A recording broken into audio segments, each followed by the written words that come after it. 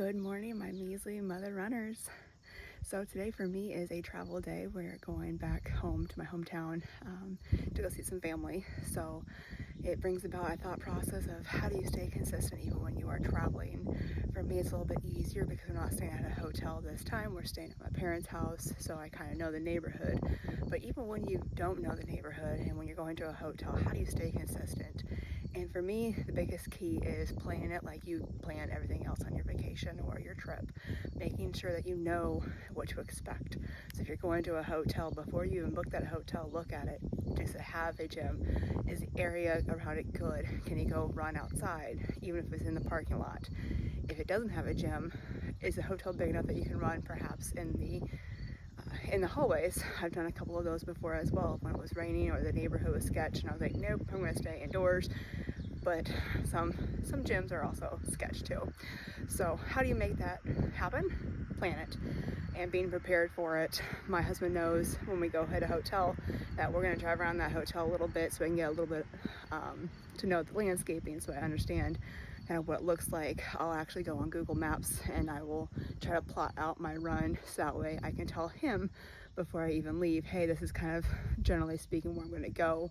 Of course, Google Maps is not always accurate, so I've definitely found some places where I'm like, oh, there's a sidewalk here, or there's not a sidewalk here anymore, or there's construction, or I don't like that group of people congregating down there. I'm not going to go there and turn around. But at least he knows generally where I'm going to be, so I stay safe. I do always carry with me, not a gun, but I do carry protective gear, protective equipment with me. I always have my location on, and I always tell my husband, my goal is for this many miles, I'm leaving around this time, this is what time I should be back. And I try to normally plan it so that way my run ends when they're waking up. Just that way I can sneak out of the hotel or sneak out of the house without waking them, hopefully, and then make it back in. So consistency on road trips is key, especially whenever the kids see it happening. They know that, hey, mom's health, our health, isn't something that happens only whenever it's convenient, because it's not.